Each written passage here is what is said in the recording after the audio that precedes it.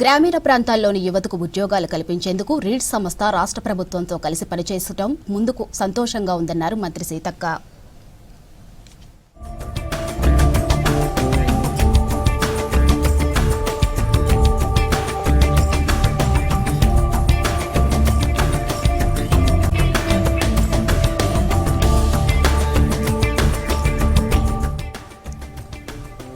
హైదరాబాద్ హరిత ప్లాజాలో rural development society ఆధ్వర్యంలో కార్యక్రమం నిర్వహించారు.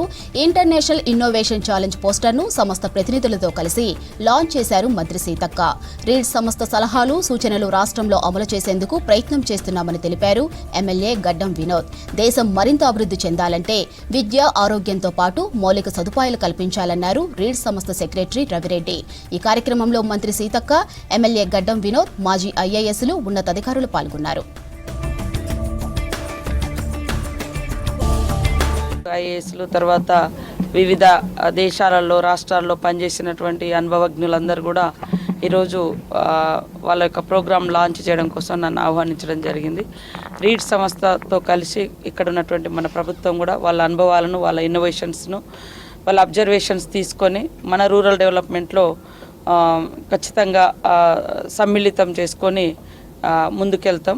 వాళ్ళ యొక్క అబ్జర్వేషన్స్, వాళ్ళ యొక్క ఐడియాస్ను కూడా తీసుకొని రూరల్ డెవలప్మెంట్లో మరి ప్రజా జీవనంలో జీవన ప్రమాణాలను పెంచడం కోసం వివిధ రకాల వాళ్ళ యొక్క ఐడియాస్ను కూడా తీసుకుంటాం. రూరల్ డెవలప్మెంట్ కింద దాన్ని ఒక పెద్ద ఎత్తున సిర్డాప్ ఆర్గనైజేషన్తో కోఆర్డినేట్ చేసి ప్రజలకు ఒక అవేర్నెస్ రావాలని ఒక కార్యక్రమాలు వెళ్ళి పెట్టుకున్నందుకు వాళ్ళకు బెస్ట్ విషెస్ నేను చెప్తున్నాను.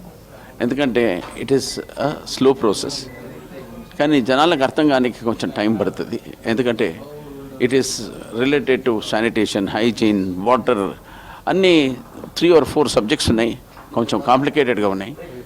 అండ్ రీజనల్గా ఈరోజు ఇండియాలో ఈరోజు మా మినిస్టర్ గారు వచ్చి చేసినందుకు ప్రత్యేక ధన్యవాదాలు ఆమెకి, సీతక్క గారికి.